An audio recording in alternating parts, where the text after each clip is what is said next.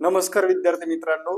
Ground काही जिल्ह्याचं पूर्ण झालेलं आहे, पण लेखी परीक्षा कोणत्या डेटला असणार आहे? मुंबईची, पुण्याची लेखी परीक्षा कोणत्या डेटला असणार आहे?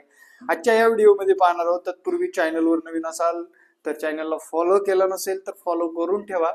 तर 12 आणि 14 तारखेला मेजर जिल्हा म्हणजे विद्यार्थी मित्रांनो छोटे जिल्हे ज्या ठिकाणी 10 ते 12 हजारच फॉर्म आलेले आहेत त्या जिल्ह्याच्या परीक्षा होणार आहेत मार्च महिन्यामधल्या 12 किंवा 14 तारखेला. आणि जे बाकीचे जिल्हे आहेत किंवा मुंबई सारख्या जिल्हे आहेत, मुंबईमध्ये एप्रिलच्या पहिल्या, दुसऱ्या, तिसऱ्या आठवड्यातील कोणतीही डेट येऊ शकते. त्यामुळे विद्यार्थी मित्रांनो, आगामी काळामध्ये तुम्हाला या डेटचा विचार करता आतापासूनच चालू घडामोडीचा व्यवस्थितरित्या रोजच्या पेपरमध्ये काय घडामोडी चालल्यात याचा सुद्धा अभ्यास करून परीक्षेला सामोरे जायचं आहे. विद्यार्थी मित्रांनो, आत्ताचा क्षण म्हणजे फार महत्वाचा आहे. तो क्षण न दवडता आपल्याला अभ्यासावर फोकस करायचं आहे.